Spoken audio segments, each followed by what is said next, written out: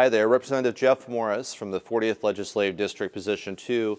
We just got through Snowmageddon down here in Olympia, and it set some of our committee hearings back over 14 inches of snow in some places with an inch or two of freezing rain on top. Almost brought Olympia to its knees. I know in the 40th Legislative District, snow also was on the ground. I was glad to hear that lights were on for almost the entire district during the entire snow crisis we just had. I am very appreciative for the line crews that come out to keep the power on.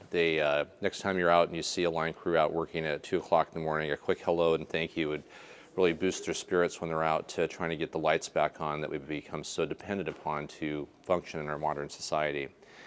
Speaking of energy, I'm still pursuing several energy bills. As you know, it's an area that I take a great deal of interest in on your behalf.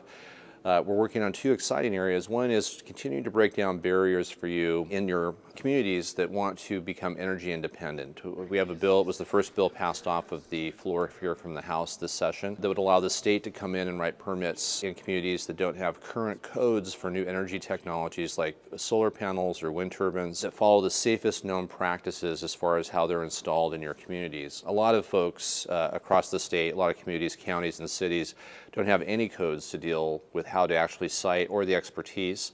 The state does have that expertise, so it makes sense that we're going to take the people with the most knowledge to make sure that the safest practices are being followed in putting renewable generation resources maybe at your neighbor's house, maybe at yours.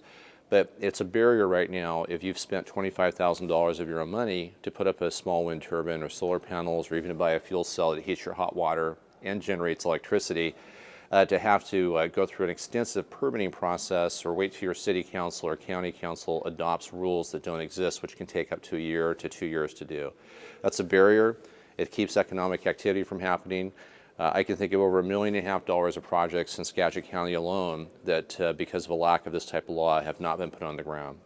Also, as you know, we're starting to move forward with some policy bills that are going to have impacts on how much money we have as far as the state budget and what programs we continue to fund during this budget crisis. As I hear those, I appreciate your input as to what's important to you so I make the right decisions on some painful choices that we're making down here in Olympia. It's a privilege to represent you down here, but you help me do my job better when you contact me with the information at the end of this videotape. Thank you.